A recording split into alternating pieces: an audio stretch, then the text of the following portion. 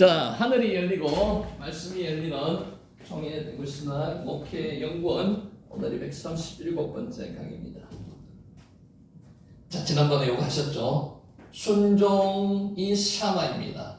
말씀을 듣다도 샤마이고요. 마라가 불순종입니다. 우리는 불순종의 삶을 순종의 삶으로 바꿔야 됩니다. 동산 각종 나무의 열매는 내가 임의로 먹되, 여기 임의가 마음껏 먹으라는 겁니다. 마음껏 먹되 선악을 알게 하는 나무의 열매는 먹지 말라. 하나님께서 명령하신 겁니다. 내가 먹는 날에는 반드시 죽으리라. 무트입니다. 죽는 게 무트거든요. 그래서 이 말씀을 하나님께서 아담에게 명령하셨습니다. 그럼 당연히 아담은 샤마, 순종해야 됩니다. 창조주와 피조물과의 관계를 규정하는 딱 하나의 법이었습니다. 하나님은 사람에게 자유를 주셨고요. 그렇지만 동시에 그 자유가 어디서요? 하나님 안에서만 참된 자유임을 가르치시기 위한 법이었습니다. 샤마. 선악과는 인간에게 주어진 최초 율법, 순종의 표징이었습니다.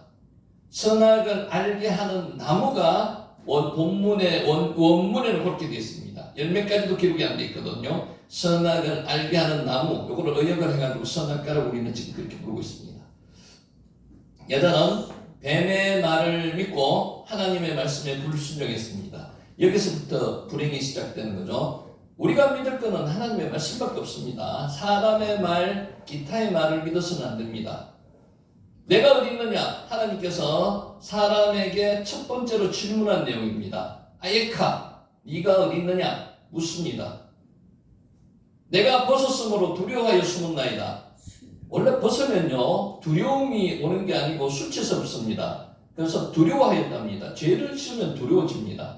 창세기 3장 10절 내가 벗었으므로 두려워하여 숨었나이다. 이게 인간이 죄를 짓고 나서 처음으로 한 대답입니다. 또 가관인 게 하나 있습니다. 하나님이 주셔서 나와 함께 하신 여자 그가 내게 주므로 내가 먹었나이다. 죄를 지으면 하나님과의 관계가 끊어집니다. 그러면은 사람과의 관계로 끊어지는 현장이 이 현장입니다. 원문에는 하나님이라는 단어가 안 나옵니다. 당신이 주셔서 이렇게 나옵니다. 그래서 이것을 학자들에 따라서 의견이 분분한데 히브리어는 동사 안에 주어가 포함되어 있기 때문에 하나님이라는 단어가 안 들어가도 됩니다만은 하나님을 존경하고 공경한다는 입장에서 하나님이라는 단어를 대개 집어넣었습니다. 그런데 여기는 안 들어가 있습니다. 이것을 원문 그대로 해석하면요. 당신이 주셔서 나와 함께 하신 여자 그가 내게 주므로 내가 먹었나이다. 원망이 가득가득 섞여 나오는 표현이죠. 그죠? 그래서 당신이라는 표현이 더 리얼한 표현인 거로 저는 생각합니다. 창세기 3장 12절 이 말은 아담과 여자의 관계가 깨어졌음을 의미합니다. 하나님과의 관계가 깨어지면 사람과의 관계는 당연히 깨어집니다. 그래서 수직관계가 제일 중요해요. 샤마, 순종하답니다. 하나님과의 관계가 깨어지다 인간과의 관계도 깨어지고요. 결국에는 어디까지 깨어집니까? 자연과의 관계도 깨어집니다. 지금 막 자연이 파괴되고 있는 게 이게 원래 깨어진 게 하나님과의 관계, 인간과의 관계가 깨어지고 자연이 자연과의 관계도 깨어진다는 거죠. 예수 그리스도의 순종을 통해서 그러나 구원이 주어졌습니다. 아담은 샤마 하지 않고 마라 불순종으로 죽음을 택했지만은 예수님은 순종으로 생명을 우리에게 주셨습니다. 순종, 샤마, 불순종, 마라. 우리 앞에는 순종의 길과 불순종의 길이 있습니다. 우리는 잘 알고 있습니다. 순종의 길을 걸어야 된다고. 그런데 실제로 삶 속에는 그러지 못하고 있으니 이것을 통탄할 뿐이고요. 말씀을 통해서 오늘 우리가 순종의 길로 가는 저와 여러분이 되시기를 예수님 이름으로 축원합니다. 아멘. 자, 헤로디아는 2번 결혼했습니다. 첫 번째 결혼이 누구랑 했는가 하면요. 헤롯 빌립과 결혼했습니다. 헤롯 빌립은 안티포스보다 3살 위의 형입니다.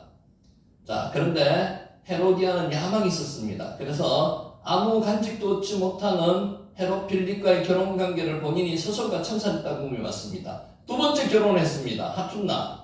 AD 29년경에 헤롯 안티파스가 로마를 방문합니다. 헤롯 빌립의 이복 동생입니다.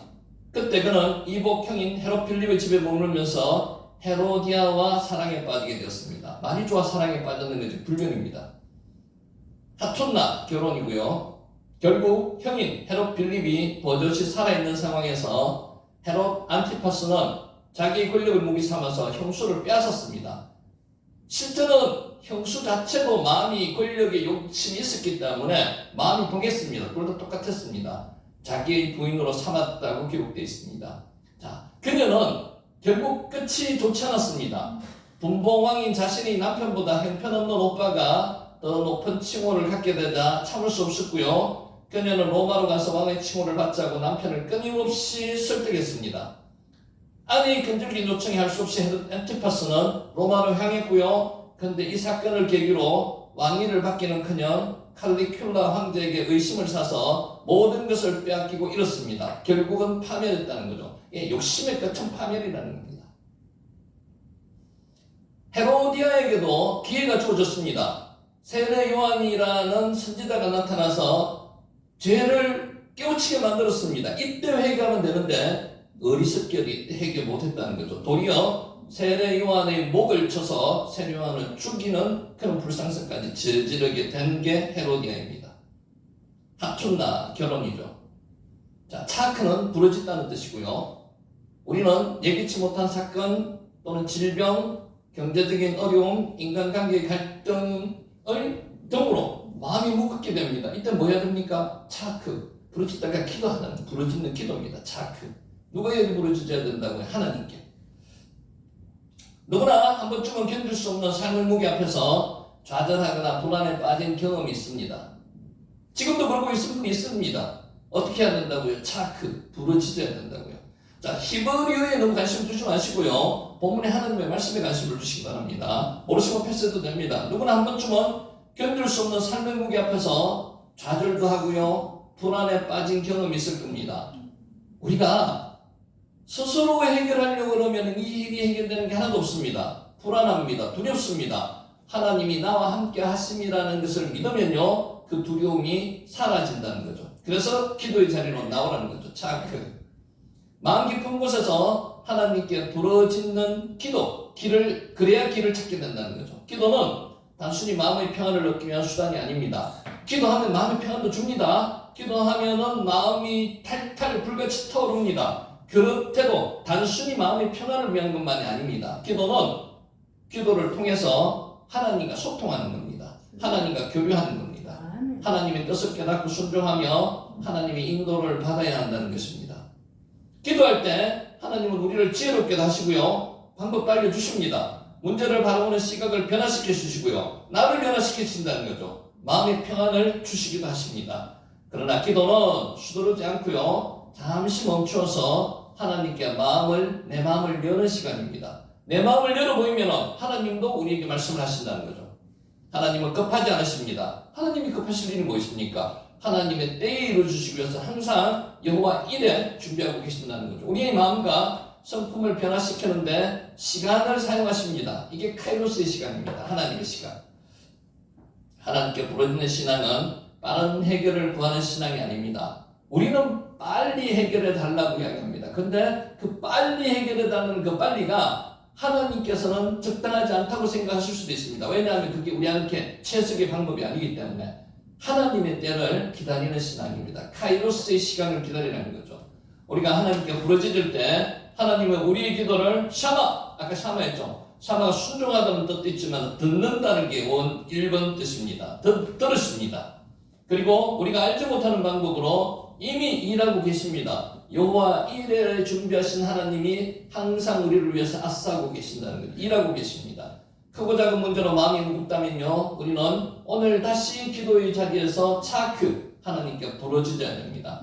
그리고 기다리면 우리 삶 속에서 선하신 하나님의 뜻을 우리가 그때서야 발견하게 된다는 겁니다. 우리는 하나님께 기도하고 기도 응답 받았는 걸 모르고 지나가는 거 엄청 많습니다. 그래서 기도 노트를 만드셔가지고요. 언제 어느 때 이런 기도를 했다고 꼭 적어놓으시면 하나님의 때에 반드시 응답하신다는 겁니다.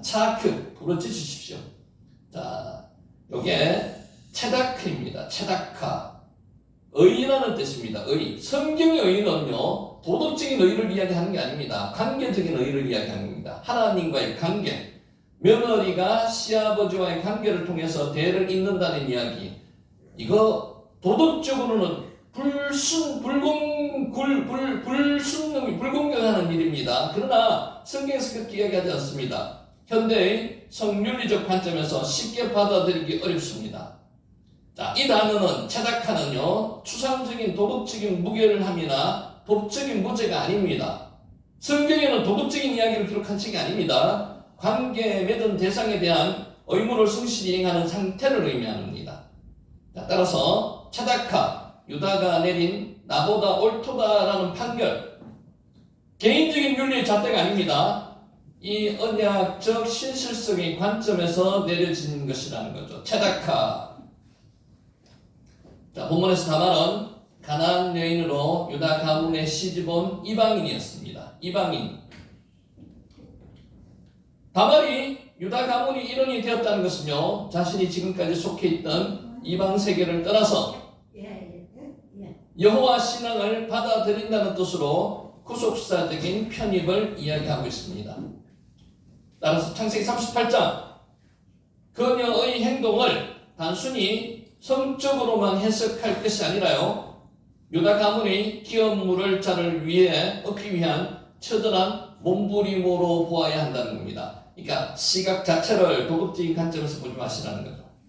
유다는 자신의 위선이 폭로되기 전까지 철저히 도덕분자인 척 하였습니다. 지금 우리가 세상을 살고 있는 저도 그렇고 여러분도 그렇습니다. 겉으로 보기에는 모두 다 훌륭하시고요, 모두 다 도덕분자인 것처럼 보입니다. 근데 속을 들어가 보면요, 그런 사람이 없습니다. 다 나름대로 마음의 아픔과 상처가 있고요, 흠이 다 있습니다.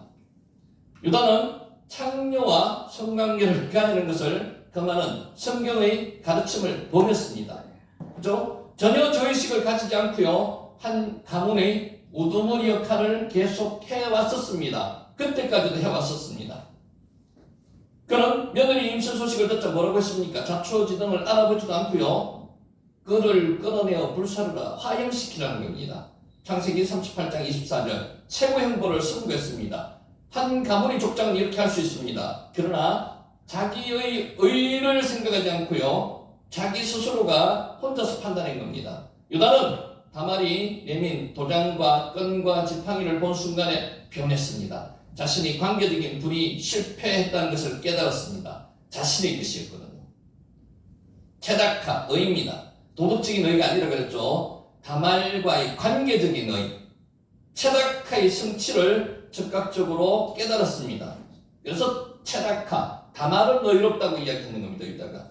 셋째, 유다를 구속사의 리더로 변화시켰습니다. 유다는 이럴 만한 위인이 못 됐습니다. 그런데 다말로 통해서 구속사의 리더로 변화시켰습니다. 깨닫게 했다는 거죠. 창세기 38장은 37장이 뭡니까? 요셉을 파는 장이었고요. 창세기 39장이 요셉이 고난과 순결 사이에서 갈등하고 고민하는 장입니다. 샌드위치처럼 삽입되어 있습니다. 이게 뭐가 들어갔다고요? 유다와 다말과의 부적절한 도덕적으로는 성관계가 들어가 있지만은 이것은 하나님이 성령의 감동에 의해서 의미 있게 넣었다는 겁니다. 단순한 문학적 배치가 아니라요, 유다의 변화를 설명하는 핵심 장면입니다. 유다가 뭘 변했다고요? 구속사의 리더로 변했다고요. 유다를 통해 가지고 예수 그리스도의 가문이 생겼다는 거죠. 37장에서 형제들은 언 20에 팔아넘기고자 제안했던 비정한 유다였습니다. 38장에서 며느리 다말을 통해서 자신의 위선과 죄를 깨달았습니다. 처절하게 직면했습니다. 누구를 통해서요? 며느리를 통해서. 체다카. 이 사건은 유다에게 영적 각성의 순간이 되었습니다. 깨닫게 되는 순간이라는 거예요. 우리가 이런 때가 있습니다. 말씀을 보고 깨닫게 되는 순간, 유다가 지금 그 순간에 왔습니다.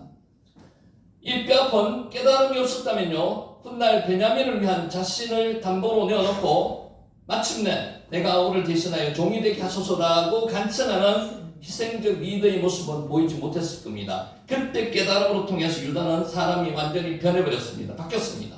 체다카, 다말은 유다 가문의 혈통을 이었을 뿐만 아니라 그 가문의 지도자인 유다를 진정한 영적 리더로 회개시키고 변화시키는 도구가 다말이었다는 거죠. 체다카, 의입니다. 다말은 예수님의 족보에 첫 번째로 오르는 영광을 차지했습니다. 여성으로서 예수님의 족보에 첫 번째로 오르는 영광을 취했습니다. 리브가도 못 올랐고요, 사라도 못 올랐습니다. 다말만 올랐습니다. 다말. 다말의 뜻 아시죠? 다말은 종려나무라는 뜻입니다. 야자수. 다말은 그만큼 중요한 역할을 한 믿음의 여인이었습니다. 다말은 공동체를 보존하기 위해서 자신의 명성과 목숨까지도 희생했습니다. 무엇을 위해서요? 공동체를 위해서. 어쩔 수 없다고 포기하고 현실에 굴복하는 삶은 바르지 않습니다. 특히 여성들이 마찬가지죠. 지금 여건이 신당이 많이 되었습니다만은 아직까지도 여러 가지 어려움 속에서 사회에 묻혀 사는 여성들이 많습니다. 다말을 통해서 하나님께서 말씀하십니다. 어쩔 수 없다고 포기하고 현실에 굴복하지 말라는 거죠. 차다카, 참된 신자는 하나님이 주신 자유의지와 판단력을 가지고요, 믿음에서 나오는 용기와 능력을 사용하여 의미 있고 보람 있는 삶을 개척한다는 것입니다. 차다카, 의입니다. 동시에 다말을 통해서 우리에게 현실의 한계를 뛰어넘는 믿음의 사람이 되라고 이야기합니다. 그 당시에 여성의 인권이라는 것은 거의 없었습니다. 근데 다말은 스스로가 자기의 삶을 개척했다는 겁니다. 이것을 본받으시는 저와 여러분이 되시기를 예수님의 이름으로 축원합니다. 아멘. 자, 지난번에 마지막 요구 하나까지 했습니다. 요한의 영성에 대해서 말씀을 드렸는데 구체적으로 드러나는 첫 지점은 처음의 영성입니다. 지난번에 말씀드렸듯이 우리 사회에서는 뭐부터 일어나야 됩니까? 비워야지 채워집니다. 그죠? 그러나 성경에서는 영적으로는요, 채워져야지 비워진다는 거죠. 두 개가 동시거나 내지는 체험이 먼저라는 겁니다. 자, 채우다가 멜라고요, 발라크가 비우다는 뜻이고요, 라바시가 누리다는 것입니다. 여기 세 가지가 연결되어 있습니다. 멜라, 발라크, 라바시. 자, 한번 보겠습니다. 요한의 삶은 예수님으로 충만하게 채워진 삶이었습니다. 여러분의 삶은 예수님으로 충만하게 채워진 삶입니까? 예수님으로 채워지면요, 내 안에 있는 악한 것들이 나갑니다. 아버지, 요한은 예수님을 알았던 사람이 아니고요, 예수님으로 채워진 사람입니다. 예수님으로 아는 사람과요, 예수님으로 채워진 사람은 엄청나게 차이가 있습니다. 예수님으로 채워진 사람은요, 삶 속에서 예수님이 나타나는 거죠. 그런 다음 단계인 비움의 영성을 경험했습니다. 채워지면 비워집니다. 빛이 비치면 어둠이 물러가는 거죠. 그 과정에서 순간적인 성화와 점진적인 성화가 병행해서 일어나는 겁니다. 우리는 지금 매 순간 성화를 지금 경험하고 있습니다. 그래서 마지막 하늘나라 가기 전 영화의 단계까지 가는 거죠. 아멘. 그는 자기 이름을 지워버리고요, 예수님의 사랑만 남겼습니다. 예수님으로 채워지면요, 자기는 비워집니다. 지난번에 말씀드렸죠. 종은 자기 이름을 내세우지 않습니다. 종은 항상 주인의 이름을 내세웁니다. 엘리에셀은 아브라함 주인의 이름만 내세웠습니다. 마찬가지로 우리는 누구의 종입니까? 하나님의 종이기 때문에 내 이름을 내세우지 않습니다. 하나님의 이름만 내세운다는 거죠. 요한은 자기를 증명하려 하지 않았고요, 예수님으로 자신을 해석했습니다. 왜? 예수님으로 채워졌기 때문에. 사람도 명예도 사역도 공동체도 모두 사라지고 흩어졌습니다. 멜라, 뭘로 채웠다고요? 예수님. 발라크, 비우다는 겁니다. 자기 거는 다 비웠습니다. 그는 그 비움의 과정에서 다시 누구를 바라봤습니까? 예수님을 바라봤습니다. 이처럼 요한의 영성은요, 누림의 영성으로 채워지고 비워지면요, 누리는 영성으로 갑니다. 라바시, 누리는 영성으로 완성되었습니다. 요한에게 신앙은요, 의무가 아니라 누림입니다. 누림. 요한에게는 어떤 상황에서도 흔들리지 않는 기쁨이 있었습니다. 요한은 예수님으로 충만했고요, 예수님으로 채워졌기 때문에 자신을 비우고 하늘의 뜻을 누렸습니다. 누림의 영성. 요한은 영성은 채우고 비우고 누리는 영성입니다. 멜라, 발라크, 라바시. 자, 지금 히브리어에 대해서 어려우시면 히브리어는 생각 안 하셔도 됩니다. 그냥 귀로 들으시고요, 말씀에 집중하시기 바랍니다. 우리도 예수님으로 채우고 나를 비우고 하늘의 것을 누리는 삼중의 영성을 가지시기를 예수님 이름으로 축원합니다. 아멘. 자, 오늘 이 말씀을 시작할까 합니다. 요나서를 보시면요, 마지막에 어떻게 되어 있는지 여러분 아십니까? 요나서는 결론이 없는 듯하게 결말을 맺었습니다. 왜 그럴까요? 오늘 한번 보겠습니다. 요나서는 왜 열린 결말이라고 이야기합니다. 끝맺었을까요? 셀리하라는 게 용서라는 단어입니다. 용서. 용서를 하지 못한 상태에서 하나님의 기도의 자리에 앉으시면 어떻게 됩니까? 용서하고 오라고 자꾸 마음이 듭니다. 우리가 그런 마음을 가지고 하면 이걸 보시기 바랍니다. 성경의 많은 독자들은 요나서 4장 11절 마지막 절입니다. 하나님의 마지막 질문으로 끝나는 것에 당혹감을 느낍니다. 이걸 잘 이해하셔야 돼요. 왜 그렇게 기록되어 있느냐를. 하물며 이 큰 성읍 니느웨에는 좌우를 분별하지 못하는 자가 12만여 명이요 가축도 많이 있나니 내가 어찌 아끼지 아니하겠느냐. 요나서 4장 11절 말씀입니다. 요나의 대답은 어디에 있을까요? 기록되어 있지 않습니다. 요나는 어떻게 되었을까요? 기록되어 있지 않았습니다. 셀리하 용서입니다.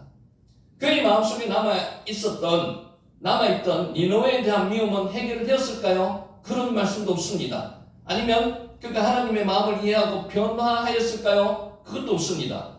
열린 결론이라는 게요, 결론이 없이 하나님의 질문으로 그냥 끝났습니다. 요나서는 왜 결말을 쓰지 않았을까요? 여러분 한번 고민해 보신 적 있죠? 그 결말을 추정컨대 이런 거라고 답을 한번 내려봅니다. 이것은 요나서의 결함이 아니고요, 요나서가 던지는 또 다른 신학적 메시지가 숨어 있음을 말하는 것입니다. 어떤 메시지? 한번 보겠습니다.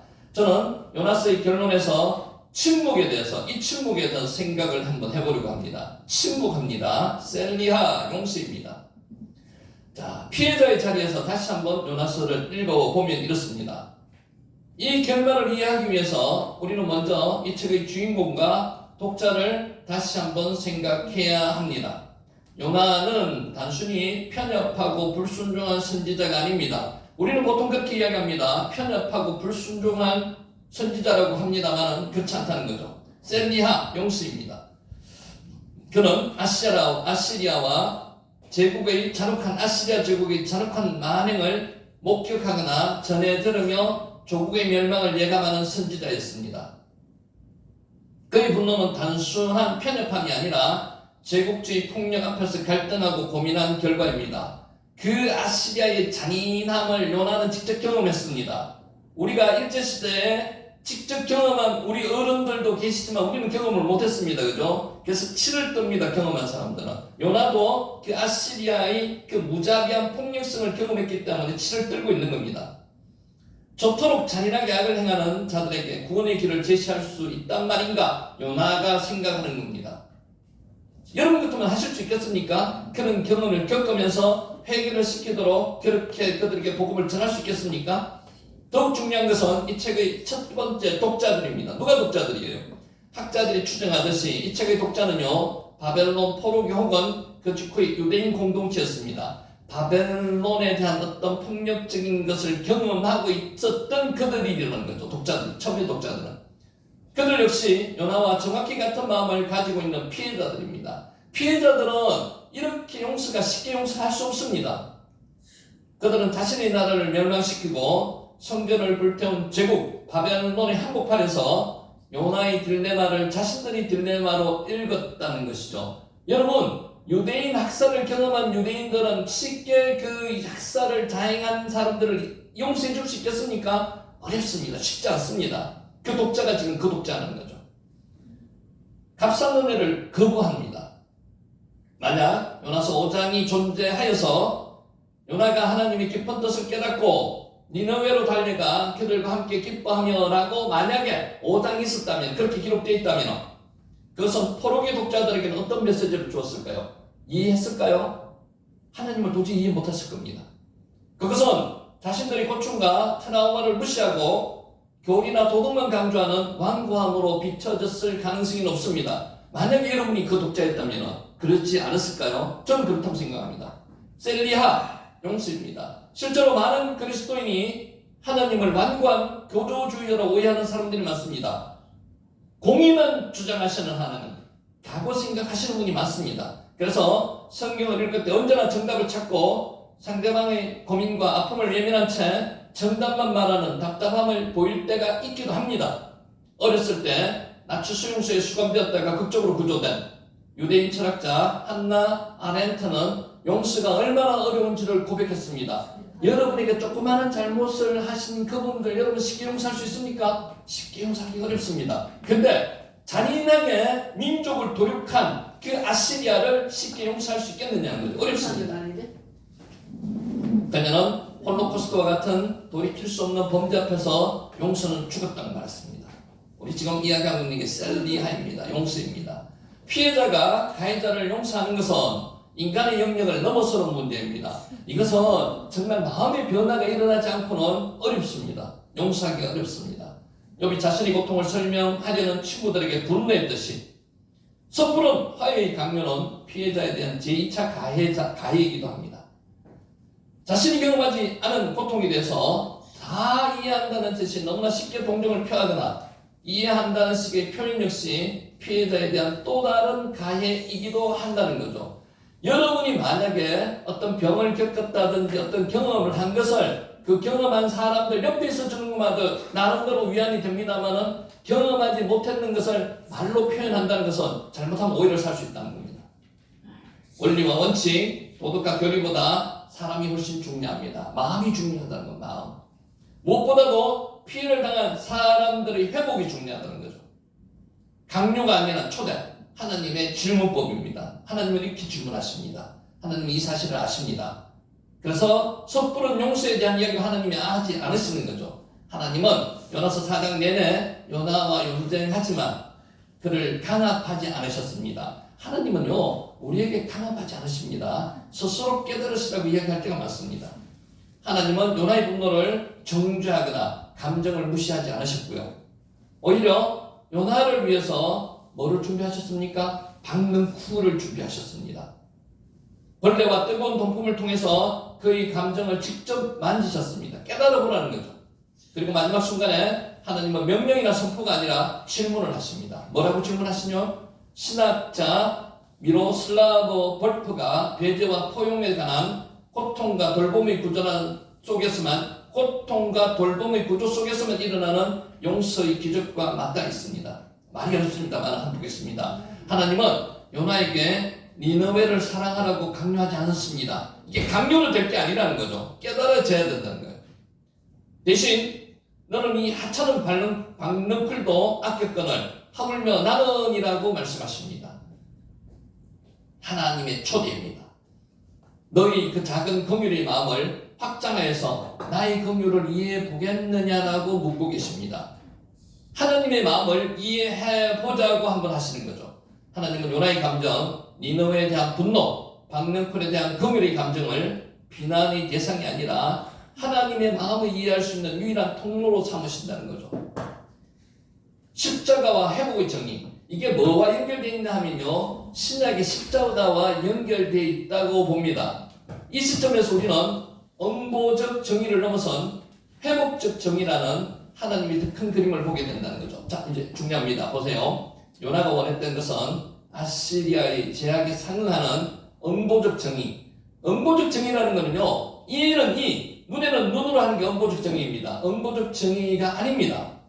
그러나 하나님은 가해자를 처벌하는 것을 넘어서서요, 깨어진 관계를 치유하는 회복적 정의를 행하시는 분입니다.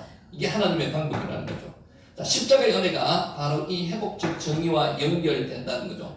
여러분, 십자가를 이해하실 수 있는 분이 많지 않습니다. 하나님이 그 사랑을 이해하기 위해서는요, 우리가 정말 많은 깨달음이 있어야 된다는 거죠. 나를 위해서 십자가에 돌아가신 분이 누구시라고요? 창조주 하나님이세요. 창조주 하나님이 본인이 만든 피조물에 의해서 십자가에 돌아가셨다는 거죠. 이것을 이해할 수가 있습니까? 이게 뭡니까? 회복적 정의입니다. 아담으로 통한 죄가 이 땅에 들어왔는 것을 본인이 십자가에 죽으심으로 말미암아 죄를 사해 주시고 회복하신다는 겁니다. 십자가는 응보와 회복, 즉 심판과 구원을 동시에 이룬 유일한 사건이 십자가 사건입니다. 셀리하. 이 세상의 모든 죄악과 폭력, 피해자의 고통의 정점에 달한 동시에 모든 것을 하나님 자신이 직접 감당하셨습니다. 모든 것을 본인이 떠나시고 죄를 떠나시고 십자가에서 달려 돌아가셨다는 거죠. 깨어진 관계를 치유하신 값비싼 용서입니다. 십자가 용서는요, 값싼 용서가 아닙니다. 창조주 하나님이 십자가에서 달려 돌아가신 것은 엄청난 대가를 치른 용서라는 거죠. 이게 하나님의 방법이라는 겁니다. 셀리하. 요나서는 바로 이 십자가의 논리를 구약의 언어로 보여주는 게 뭐라고요? 요나서라는 거죠. 십자가의 논리를 구약에서 깨닫게 하는 게 요나서라는 겁니다. 하나님은 요나의 트라우마와 분노를 무시하고 그것은 죄악이니 버리라고 말씀하지 않으십니다. 강요하지 않으십니다. 요나 보고 이거 이해하라고 이야기하지 않으시는 거죠. 삶 속에서 이해시키듯이 그 십자가의 원리를 요나 스스로가 깨닫게 만들어 주시는 겁니다.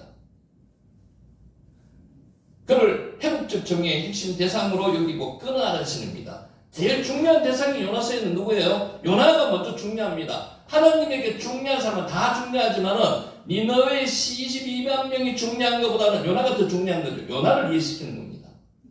하나님께서는 니느웨라는 가해자들의 회개만큼이나 정오의 지역에 갇힌 요나는 피해자의 영혼 회복에 더 마음을 두셨을 것으로 추정합니다. 셀리하 회복된 피해자가 회복되어야지만 용서할 수 있다는 거예요. 원수를 향한 하나님의 긍휼을 아주 조금이라도 이해할 수 있고요. 실천할 수 있기 때문이라는 겁니다. 자, 이제 결론입니다. 독자에게 넘어온 오래 참으심. 요나서의 열린 결말은요. 요나서는 결론 없이 끝냈습니다. 이유는 지금 설명하고 있습니다. 요나가 이 초대에 응답했는지 알려주지 않습니다. 결말이 없습니다. 그 침묵은 의도된 것입니다. 하나님께서 결론을 지으셔가지고 요나가 니느웨 가서 회개시켰다는 것을 결말을 내지 않으셨다는 거죠. 이유는요, 하나님께서 그렇게 강요하지 않으신다는 겁니다. 침묵은 요나의 선택을 기다리시는 하나님의 인격적인 배려입니다. 요나가 중요하게 하나님은 생각하셨어요. 선지자 요나를. 그래서 요나 스스로가 변하기를 원하시는 거죠. 깨닫고 하나님의 사랑을 깨달으시는 거죠.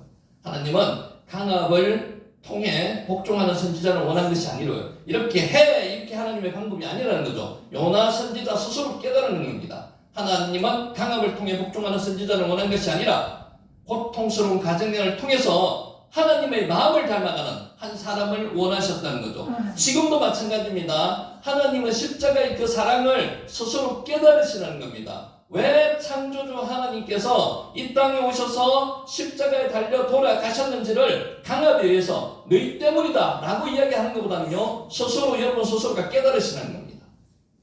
결국 요나서의 마지막 질문은 요나에게서 멈추지 않고요, 책을 덮는 바벨론 포로기의 독자들에게로, 그리고 오늘날 저와 여러분 피해자의 자리에 서 있는 우리에게로 지금 향하고 있습니다. 셀리하, 너희 고통과 분노를 내가 안다. 오늘도 여러분과 저에게 이렇게 말씀하시는 거예요.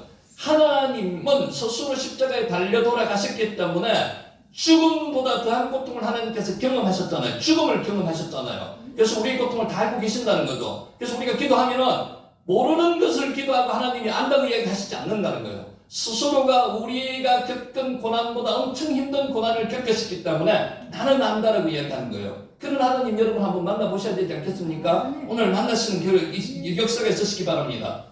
그러나 너는 너희 그 정의로운 분노의 틀을 깨고 원수까지도 아끼는 나의 마음을 이해할 준비가 되어 있느냐라고 물으십니다. 그렇게 하나님은 우리의 원수까지도 원수들을 위해서도 십자가에서 돌아가셨는 그 마음을 너희가 아느냐라고 요나를 통해서 구약의 요나를 통해서 묻고 있는 겁니다. 이 질문에 답하는 것은 요나의 몫이었고요, 또한 우리의 몫입니다. 그래서 요나서를 읽을 때 그 십자가의 그 사랑의 경험까지 가야 된다는 거죠. 요나서의 침묵은 하나님의 실패가 아닙니다. 긍휼과 공의 사이에서 분야하는 한 인간이 스스로의 힘으로 정오의 굴레를 벗고 응답하기를 기다리시는, 깨닫게 기다리시는, 강요하시는 하나님이 아니고요, 하나님의 오래 참으심이 머무는 거룩한 공간이 요나서 4장 11절이라는 말씀을 여러분에게 전해드리면서 오늘 강의를 시작하도록 하겠습니다. 자, 간단하게 복습 한번 할게요. 지금 창세기 25장 합니다. 1절, 아브라함이 후처를 맞이하였으니 그의 이름은 그두라라. 여기서 후처라는 것은요, 전 부인이 없는 상태에서 처가 하나 더 생기는 게 후처입니다. 원문으로 보면 이샤죠. 이샤는 아내입니다. 아내. 근데 역대기에는 아내라고 아니고 필레게시라고 표현했는데 첩이라고 표현했습니다. 실제는 아내죠. 아내. 더하다가 야샤피입니다. 취하다가 라카우, 따다도 라카우이고요. 그래서 아브라함이 언제 취했는지는 정확히 알 수 없습니다. 사라가 살아있을 때 했을 수도 있고요. 죽었을 때 했을 수도 있는데 아내를 하나 더 취했다는 겁니다. 첩이 아니고요. 아브라함이 후처를 취했다는 게 와 요세프 아브라함 와이카흐 이샤 아내를 취했다는 겁니다. 자, 여러분 두 가지로 생각할 수 있으니까 생각할 수 있어요. 제가 지난번에도 말씀드렸듯이 아브라함이 말년에 아내를 취한 이유가 뭘까요? 첫째로 인간적인 면을 봐서는 허전합니다. 아내가 아마 죽고 나서 취했을 가능성이 높습니다. 그 허전함을 달래기 위해서 다윗 왕이 아비삭이라는 여자를 취해가지고 나름대로 몸을 덮였다는 성경 기록도 있듯이 능력이 되면은 다 일부 다처되었으니까 그렇게 할 수 있다고 생각할 수도 있습니다. 두 번째로 또 생각할 수 있는 건요, 아들과 며느리를 위해서 아내를 취했다고 볼 수도 있습니다. 그렇게 해석하시는 분도 있습니다. 왜? 자기의 말년을 보필해주고 이렇게 보살펴줄 사람이 안 되면 며느리가 다 떠나야 됩니다. 그래서 이렇게 했다는 이야기를 냈는데 판단은 여러분이 하시기 바라고요. 실제로 뭐에 그랬는지 몰라도 아내를 하나 더 취했습니다. 그래서 오늘 이 사건을 어떤 학자들은 잘못된 일이라고 그렇게 표현을 하고도 있습니다. 그래서 보통의 사람들은 첩을 하나 더 취했는 게, 아내를 하나 더 취했는 게 잘못된 일이라고 표현하는 경우가 많습니다. 왜 잘못됐을까요? 아내를 한번 첩으로 하나 들여봤잖아요. 하갈이라는 첩을 들여가지고 가정에 불화가 일어났는데 또다시 아내를 구했다. 잘못된 일이라고 보통을 해석을 합니다. 그래서 오늘 여기서도 그런 문맥상 의미가 조금 있습니다. 그래서 킹 제임스 버전은 어떻게 되어 있는가 하면요, then again이라고 되어 있습니다. 그리고 나서 다시라고 되어 있습니다. 다시 잘못된 길을 취했다. 이런 의미였다는 거죠. 자, 이제 판단은 여러분이 하시고요. 정답은 없으니까. 한글개혁 개정성경은 이를 번역해서 빠뜨려 성경 기자의 의도를 제대로 살리지 못했다는 것이 킹 제임스처럼 then again 이런 의미도 있다는 거죠. 잘못된 선택이었다는 느낌을 주고도 있습니다. 자, 필레게시가 첩이고요. 이샤가 부인입니다. 오늘 창세기 본절에서는 1절에서는요, 여기서 필레게시가 아닙니다. 아내입니다. 아내를 취했다는 거죠. 그러니까 전 부인이 없는 상태에서 아내를 취했다. 이는 두 번째 아내라는 거죠. 두 번째 첩이 아니라. 자, 이제 오늘 요 부분부터 시작합니다. 자, 중요합니다. 그 이름은 그두라다. 그두라는 이름이 처음 나옵니다. 그두라는 아내입니다. 하갈은 뭡니까? 필레게시입니다. 첩입니다. 그걸 차이가 있습니다. 그두라, 케두라라는 이름의 뜻은요, 향기, 유향이라는 뜻입니다. 향기라는 뜻입니다. 그두라는 하갈과 마찬가지로 원래 아브라함의 집에 여종이었던 것으로 보여집니다. 이방 여자를 취해가 왔는 것보다는 집에 있었던 여종 중에 한 명이었을 것이라고 추정합니다. 자, 유대인 랍비들 가면은 그를 심지어 하갈과 동일시하는 경향도 있습니다. 하갈이라고 이야기하는 학자도 있습니다. 이 그두라를 이름을 바꿔가지고 이렇게 불렀다는 이야기도 있습니다. 성경상에 나타난 근거는 하나도 없습니다. 받아들이기 어렵다는 거죠. 그두라는 아브라함에게 아들을 몇 명이나 낳았어요? 6명 낳았습니다. 그 후손은 오늘날까지 아랍이 아니고요, 아람 민족입니다. 아람 민족을 형성하고 있습니다. 자, 여기서 우리가 또 생각해 봐야 될 게 하나 있습니다. 아브라함이 100세 때 이삭을 낳았습니다. 그러면 경수가 끊어진 아내 90이죠. 사라가 타이에서 이삭이 나왔습니다. 그럼 아브라함에게 어떤 자식을 생산할 수 있는 능력을 주셨다는 거죠. 근데 한 번만에 끝난 게 아니라는 겁니다. 그 이후에 아들을 6명이나 더 낳았다는 거죠. 이게 하나님의 능력이 하나님을 나타내는 그런다고 해석하시는 분도 있습니다. 맞습니다. 하나님은요, 한 번으로 끝나지 않습니다. 이 능력을 주시면요, 계속 지속적인 능력을 주실 때도 있습니다. 아브라함처럼 6명이나 더 낳았다는 거예요. 6명이나. 그래서 하나님을 뭐라고 부른다고요? 엘로힘, 전지전능한 하나님이라고 부르시는 이유가 여기 있습니다. 엘로힘. 이렇게 우리는 하나님을 생각할 때 태초에 천지를 창조하신 그 하나님이 계속 구약에서나 신약에서나 예수님까지 연결되어 있다고 생각을 안 하시고 단편 끊어가지고 생각하시는 분이 있는데, 이 하나님은요, 전지전능한 하나님이세요. 근데 아브라함도 성경상은 학자들은 그렇게 얘기합니다. 처음에 하나님이 아브라함을 12장 1절에서 불러가지고 고향과 친척과 아버지 집을 떠나라고 얘기할 때 이 전지전능한 하나님이냐고 믿었냐고 물어보면은 아니었을 가능성이 높습니다. 그냥 신중의 한 분이라고 생각을 했을 거고요. 생활을 하면서 삶 속에서 천지전능한 하나님, 천지를 만드신 하나님이라고 깨달았다고 하는 게 학자들 이야기입니다. 그래서 오늘 우리는 엘로힘 하나님, 여호와 하나님, 아도나이 하나님은 항상 머릿속에 뭐가 있어야 되는가 하면요, 천지를 창조하신 그 하나님에 대한 머릿속에 꽉 박혀 있어야 됩니다. 그 하나님이 아브라함에게 이삭을 낳게 하셨고요, 그 이후에 아들을 6명이나 더 낳게 하셨다. 전지전능한 하나님 꼭 기억하시기 바랍니다. 자, 간단한 이름이 나옵니다. 2절, 그가 시므란과 욕산과 모단과 미디안과 이스박과 수아 6명을 낳았습니다. 자, 간단한 이름 한번 살펴보겠습니다. 아라비아 반도를 중심으로 생활하는, 아까 아람 민족이라고 했죠. 아람이 아닙니다. 아람 민족의 조상들이 누구라고요? 이들입니다. 그두라를 통해서 난 6명의 아들입니다. 시므라는 이름은요, 사냥이라는 뜻이 있고요, 팔레스타인 남동쪽이나 건조한 지역에 산지하는 부족의 이름입니다. 너무 복잡하게는 안 보고 넘어가겠습니다. 욕산 이름이 나오는데 홍해 근처에 살았던 민족으로 추정합니다. 미디안, 그도라에 속한 6족속 중에서 가장 두드러운 부족 중에 하나가 미디안입니다. 미디안은 성경에 자주 나오고요, 이스라엘 민족을 계속 괴롭혀왔던 민족이 미디안입니다. 누구의 후손이라고요? 이 6명의 후손이라고요. 케두라 6명 아들 중의 후손이라고요. 미디안은 성경 역사상 이스라엘을 가장 많이 괴롭힌 민족으로 알려져 있습니다. 자, 수아 족속의 거주지는 욥 친구 빌닷의 고향이기도 합니다. 수아 족속의 빌닷의 고향이 수아입니다. 수아.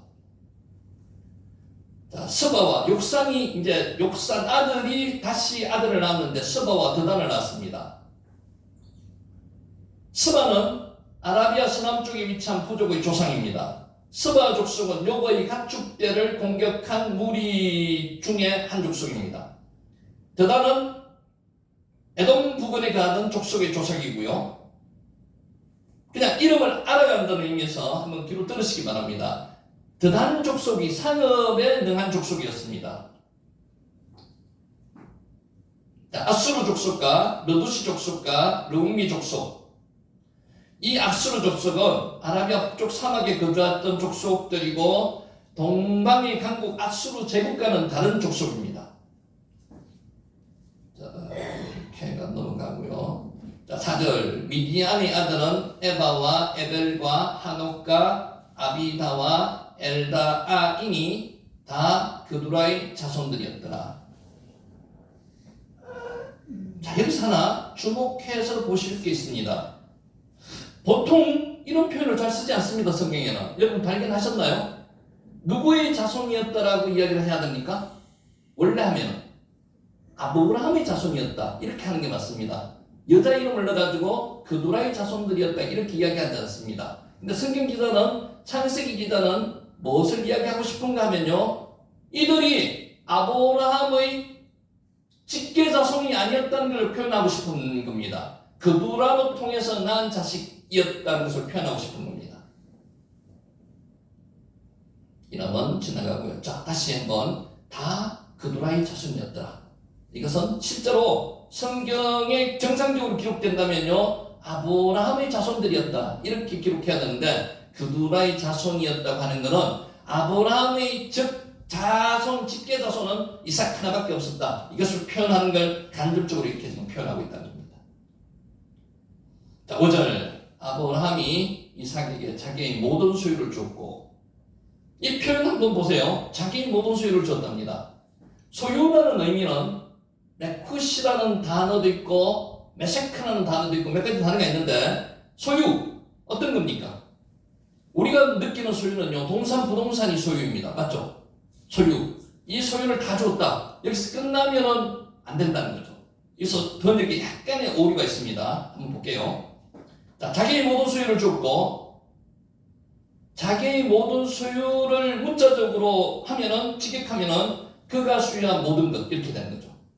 이거하고 차이가 있습니다. 자기가 소유한 것을 주었다는 것은요, 동산, 부동산을 주었다는 의미가 강하고요, 자기가 소유한 모든 것을 주었다는 것은요, 영적인 부분, 모든 집안에 있는 근원 자체 다 주었다는 의미가 있습니다. 그래서 원문은 그렇게 되어 있습니다. 그가 소유한 모든 것, 그가 가진 모든 것. 그래서 킹제임스 버전도 마찬가지로 all he had, 그가 가지고 있는 모든 것, 이렇게 번역을 했습니다. 번역의 차이가 있습니다. 약간의 말의 차이라도 민감하게 받아들이시면요, 그가 소유한 모든 것을 주었다는 겁니다. 그가 소유한 모든 것, 영적인 부분까지도.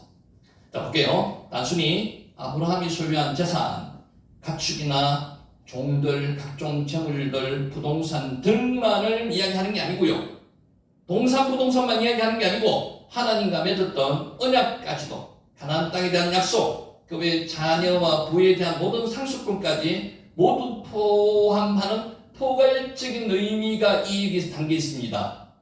웨이텐 에트 콘 아쉐러로 그가 가진 모든 것을 줬다는 거죠. 차이가 조금 있습니다. 그래서 이해하시겠죠? 네. 결국 아브라함은 이삭을 유일하고 합법적인 상속자로 삼고 이삭에게 가정의 전체를 맡겼다는 겁니다. 육체적인 것, 물질적인 것뿐만 아니라 영적인 부분까지도 양도했다는 표현이 원문에는 나와 있습니다. 약간의 차이가 있지만은 실제 번역을 나중에 밝힌다면요, 이렇게 번역이 밝혀져야 된다는 거죠. 다시 한번 할게요. 아브라함에게 이삭에게 자기의 모든 소유를 주었고가 그가 가진 모든 것을 주었다라고 하는 게 실제 번역상은 완벽한 번역이라는 겁니다.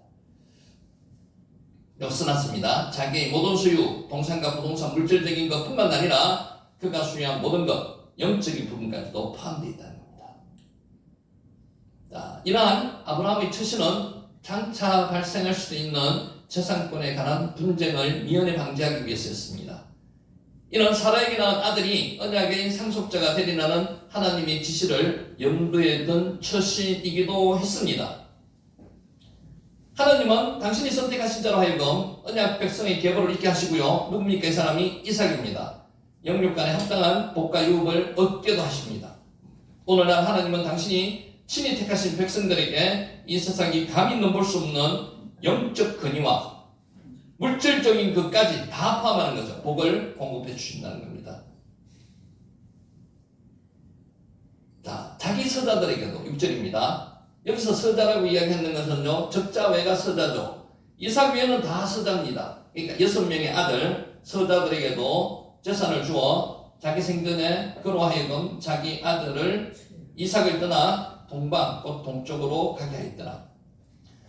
여러분도 아브라함의 대단한 미리 준비한 모습이 보입니다. 만약에 선자들에게 재산을 주지 않았으면 어떻게 될까요?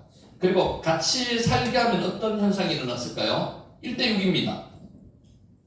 아브라함의 적자는 이삭 하나밖에 없고요. 서자들은 6명입니다. 6명이 힘을 합치면 이삭을 권위를 실추시킬 수도 있고 쫓아낼 수도 있습니다. 그래서 아브라함이 미리 방비를 했는 겁니다. 재산도 주었고요. 그들로 하여금 미리 옮기게 만들었다는 겁니다. 이게 아브라함의 선견 지명을 가지고 조치를 잘했다는 거죠. 지금 부모님들이 재산이 많음으로 인해서 좋은 일만 일어나는 게 아니고요. 부모님들이 돌아가시고 나면 굉장히 불화가 많이 일어나고 있습니다. 그래서 미리 다 지혜롭게 조치를 해 놓으셔야 돼요. 잘못 조치를 하면요, 감정에 골이 깊어서 싸움이 나타나는 경우가 엄청 많습니다. 그래서 그거는 제일 좋은 방법은요, 자식들한테 하나 주고 사회 하나 시키는 게 제일 좋습니다. 하나님을 위해서 쓴다든지 하나님 나라를 위해서. 근데 그렇게 잘 된 게 쉽지 않죠, 그죠? 그러니까 어떤 경우와 환경은 집마다 다르기 때문에 오늘 아브라함처럼 사전에 미리 준비를 하셔야 된다는 거죠. 조그마한 부분까지도 서로 간에 감정의 싸움이 없도록 만들어 놓으셔야 된다는 거죠. 자, 그녀들이 아브라함에게 낳은 그 첩들의 아들들에게도 이렇게 원문에는 번역을 하면 그렇습니다. 그녀들이 아브라함에게 낳은 첩들의 아들들. 그녀들이 여기서는 지금 그대로 한 명밖에 없죠. 6명의 서자들이. 그러나 하갈도 마찬가지로 집어넣을 수도 있습니다. 이스마엘도 마찬가지로. 자, 우리 지난번에 단어 한번 했습니다. 필레게시. 역대기에는 필레게시라고 기록되어 있습니다. 필레게시. 거두라를 필레게시로 기록해놨습니다. 결혼과는 상관이 없는 정부란 뜻이 아니고요. 정식 부인과 구별되는 첫 번째 이후의 아내를 필레게시라고 하는 경우도 있습니다. 근데 보통 첩을 이야기합니다. 자, 이 표현은 믿음의 조상이라고 일컬어지는 아브라함의 가정에서 뭐가 일어났다고요? 일부 다처제가 공공연하게 자행되고 있었음을 보여주는 겁니다. 성경에 이 당시에 유일하게 일부 일처를 했던 사람이 누구라고요? 이삭 하나밖에 없었습니다. 다 일부 다처제였습니다. 이 당시에는. 여기 필레게시 첩입니다. 첩. 좋은 단어는 아닙니다. 필레게시. 마타나가 제물입니다. 아까 네쿠시도 제물이라고 그랬고요. 다메시도 제물이라고 그랬고 마타나도 제물입니다. 제물을 이야기하는 단어가 많습니다. 그냥 들어보세요.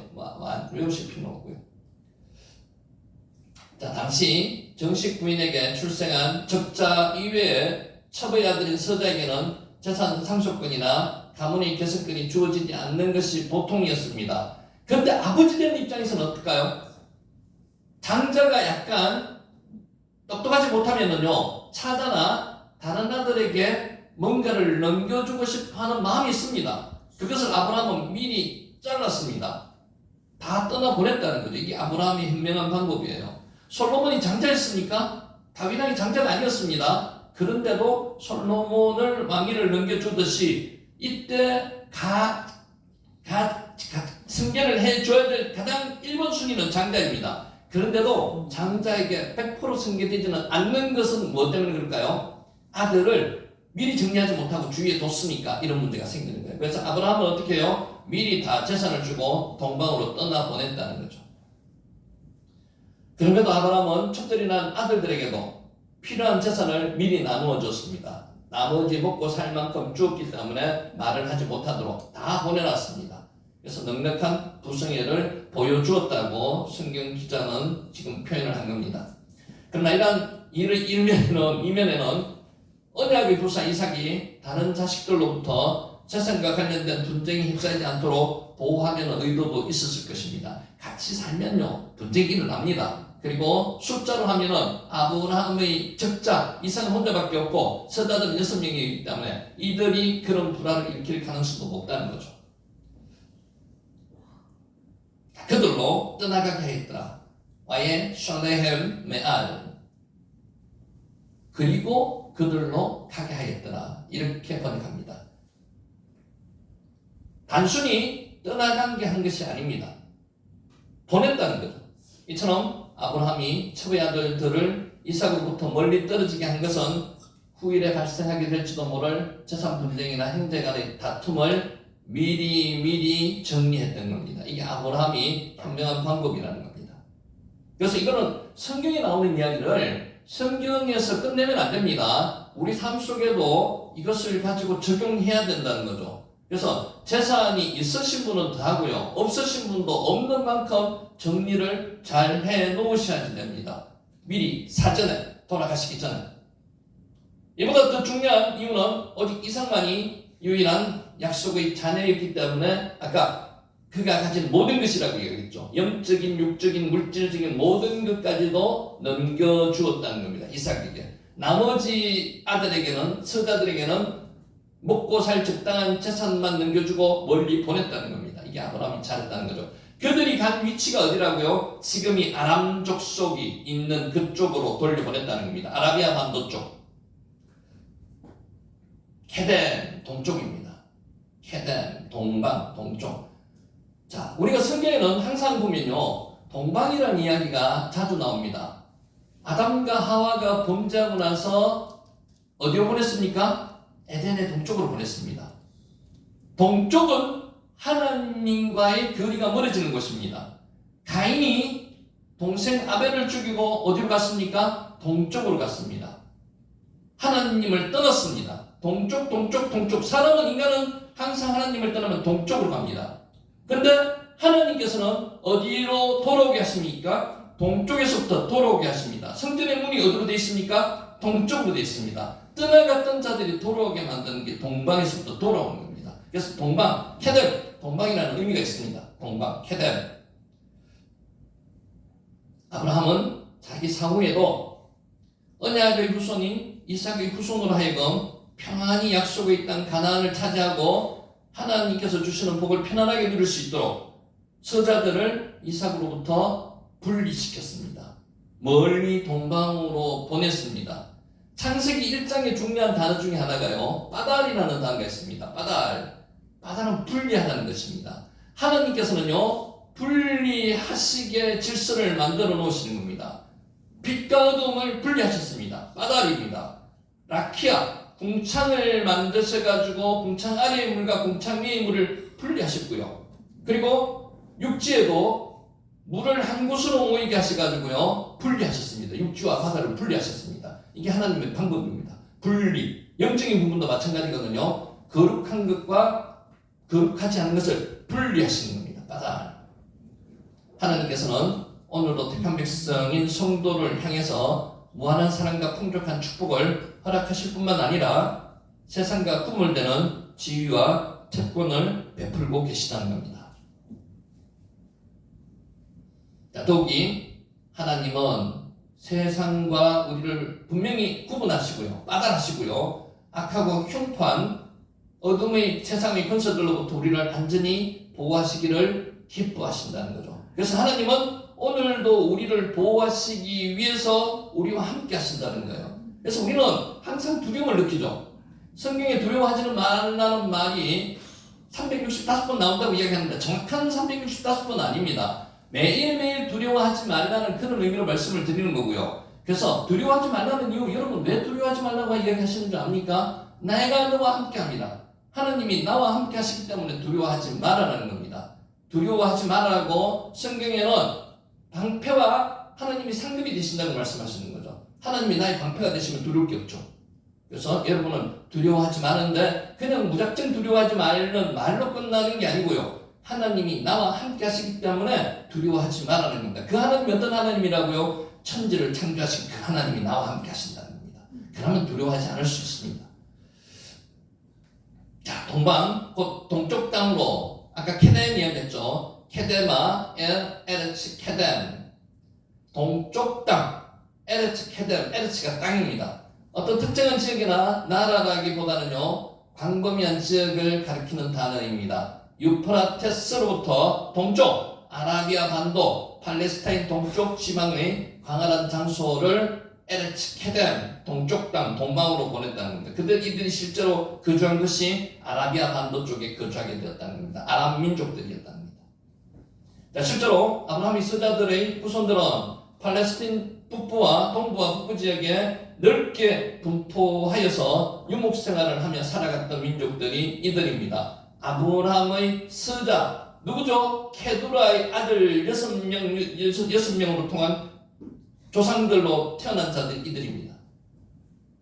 자, 이제 1절에서 6절 정리합니다. 하나님은 반드시 하나님의 약속은 성취됩니다. 여러분 믿으시죠? 우리가 성경에 기록된 것은 반드시 성취되리라는 확신이 있습니다. 그것을 믿는 겁니다. 그래서 우리가 기도할 때 성경을 펴놓고 기도하라고 말씀을 드리는 겁니다. 짚어가면서 기도하는 거죠. 조지 뮬러가 그렇게 기도했습니다. 그렇게 기도할 때 5만 번 이상의 기도가 응답받았다는 겁니다.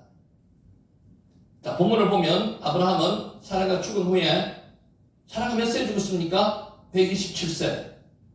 그두라를 후처로 취하였던 것 같습니다. 실제로 언제 취했는지 정확하게 나타나진 않지만은 아브라함도 사람인데, 부인이 살아있을 때 하가를 첩으로 취해가지고 그 불성사 마음 아픈 일이 겪었지 않습니까? 그래서 아마 사라가 살아있을 때는 후처를 취하지 않았을 것 같습니다. 사라가 죽은 후에 취했을 가능성이 높습니다. 그리고 그녀에게서 아들 6명을 더 낳았습니다. 그두라를 후처로 취할 때 아브라함의 나이는 언제요? 사라가 127세에 죽었으니까 137세 이후였을 가능성이 높습니다. 왜냐하면 아브라함보다 10세 연하인 사라가 127세에 죽었다기 때문입니다. 따라서 그는 사실상 자녀를 생산할 수가 없었습니다. 남자로서의 기능 자체가 끝났다고 성경에 몇 번이나 기록되어 있습니다. 100세 이전에. 그래서 그때 하나님께서 자식을 주신 이유는 왜 그렇다고 말씀을 드렸죠? 인간의 능력으로 이삭을 낳은 게 아니라는 겁니다. 하나님께서 이삭을 주셨다는 겁니다. 경수가 끊긴 사라에게서 자식이 나올 수 없었습니다. 근데 하나님께서 주셨다는 것을 이게 하나님의 때라는 거죠. 왜 100세 때 사라가 90대 때 이삭을 주셨습니까? 사라의 능력으로, 아브라함의 능력으로 자식을 못 만들 때 하나님께서 자식을 주셨다. 이것은 이삭은 하나님께서 주신 자식이다. 내 능력으로 낳은 게 아니다. 이것을 보여주는 자식이 이삭이라는 거죠. 사실상 자녀를 생산할 수 없는 나이 100세. 아브라함은 이삭을 낳을 당시 100세에도 죽은 자를 방불했던 자라고 히브리서 11장 12절에 나옵니다. 그럼에도 불구하고 아브라함이 자녀를 낳을 수 있었던 것은 왜 그렇습니까? 이삭 출생 당시에 그에게 부여된 생산 능력이 이후에도 계속 유지되었다는 거죠. 그래서 아브라함이 아까 말씀드렸듯이 한 번의 능력으로 끝나는 게 아니고요. 하나님께서 전지전능한 하나님께서 그와 같은 능력을 쭉 이어지게 만드셨다라고 보통 이야기를 합니다. 야샤프가 뭐라 그랬죠? 더하다는 겁니다. 더해서 부인을 하나 더 추가로 얻었다는 겁니다. 이게 야샤프입니다.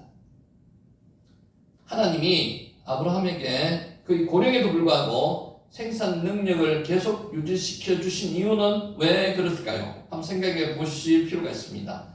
분명히 하나님께서 일찍이 아브라함에게 약속하신 티끌 같은 후손과 묵별과 같은 자손이 번성을 청취하기 위함이었습니다. 여러분, 히브리어의 관용적인 표현 중에서 별과 같이 많은을 표시할 때 하늘이 별과 같이라고 표현합니다. 많은을 표현할 때 바닷가의 모래알처럼 많은을 표현합니다. 또 하나 많은 게 있습니다. 티끌 같게. 그래서 이건 어떤 관용구적 표현인데 아주 많다는 표현을 할 때 이렇게 표현합니다. 그래서 하늘이 별과 같이 많은 자손을 주시겠다고 약속을 하신 그 약속을 성취하기 위한 것이었다는 거죠. 그드라의 후손들은 이삭, 이스마엘의 자손들과 함께 중건동 지방의 수많은 민족을 형성했습니다. 그래서 하나님께서 약속을 성취하셨다는 겁니다. 이삭이 태어나기도 전에 별과 같이 많은 자손을 주시겠다고 이야기한 이유가 많은 자손을 실제로 후에 아브라함 사라 생전에도 이렇게 성취하게 만들어 주신다는 거죠. 따라서 우리 성도들은 하나님의 약속은 조금 더 의심하지 말고 성취를 믿음으로 바라봐야 기다려야 한다는 겁니다. 언제까지 기다립니까? 하나님의 때까지, 카이로스의 시간까지. 내 때가 아닙니다. 하나님의 때에 이루어 주신다는 거죠. 인간은 인간의 때에 이루어 주기를 원합니다. 근데 그때가 가장 적당한 때가 아니라는 거죠. 하나님의 때에 이루어 주신다는 겁니다. 하나님은 전지전능하셔서 이루지 못할 일이 없으시며 신실하셔서 반드시 당신의 약속을 지키신다는 겁니다. 그래서 예호와가 뭐라고 말씀하셨죠? 말씀드렸죠? 약속의 하나님, 언약의 하나님이 여호와 하나님입니다. 야샤프, 더하다는 뜻입니다. 자, 부모는 가정의 평화 유지에 힘써야 합니다. 5절에 보면 아브라함은 죽음이 임박해지자 언약의 자손 이삭에게 자신의 소유를 상속해 주었다고 했습니다. 가진 것 모든 것, 자기가 가진 모든 것을 주었다는 거죠. 하지만 아브라함이 이삭에게만 재산을 상속해 준 것이 아니고요, 서자들에게도 적당량을 배분해 주었습니다. 아브라함이 자기 생전에 서자들에게 재물을 나누어 주어 그들로 하여금 이삭을 떠나 동방으로 가서 살게 했습니다. 동방으로. 그것은 아브라함이 가정의 평화 유지를 위해서 심혈을 기울였음을 시사해 줍니다.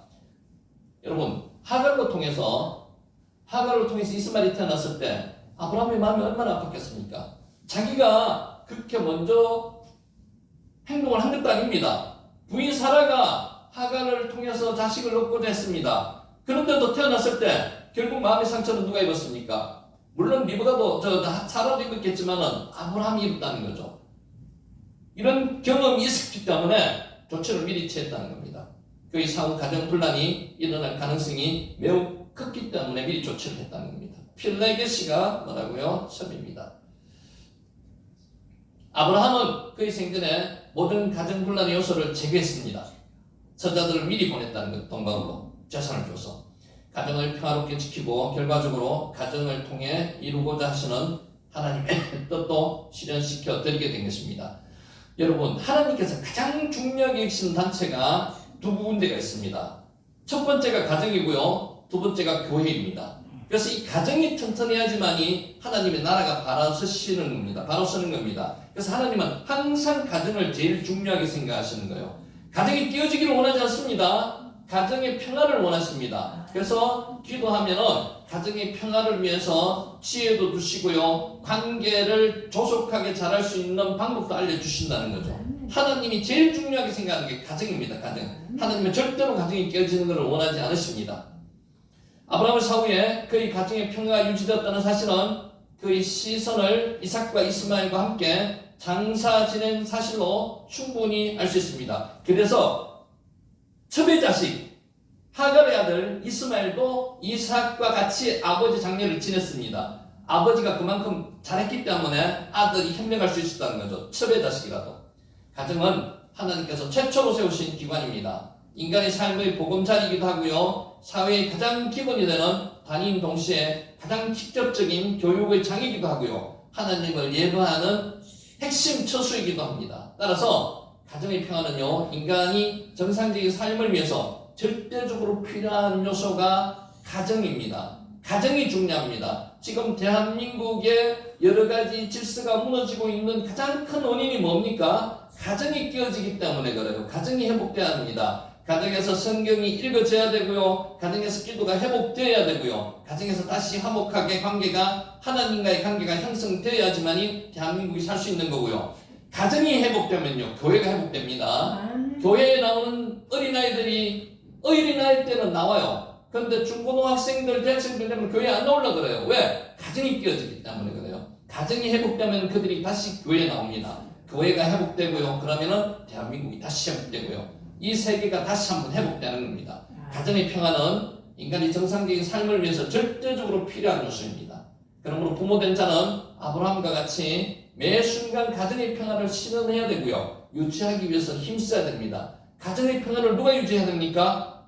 엄마만 유지해야 됩니까? 아빠만 유지해야 됩니까? 아닙니다. 두 분 다 해야 되고요, 가족들 모두가 가정의 평화를 실현하기 위해서 노력해야 돼요. 제일 필요한 게 뭡니까? 기도입니다. 엄마의 기도도 필요하고요, 아버지의 기도도 필요하고, 자녀들의 기도도 필요하고. 그래서 가장 먼저 가정을 회복할 수 있는 방법 중에 하나는요, 예배입니다. 예배. 가정 예배가 회복되면요, 하나씩 하나씩 회복됩니다. 그러기 위해서는 엄마 아버지 기도가 많이 필요하다는 거죠. 필레게시 첩입니다. 언약의 자손이 아닌 자는 하나님의 나라에 들어갈 수가 없습니다.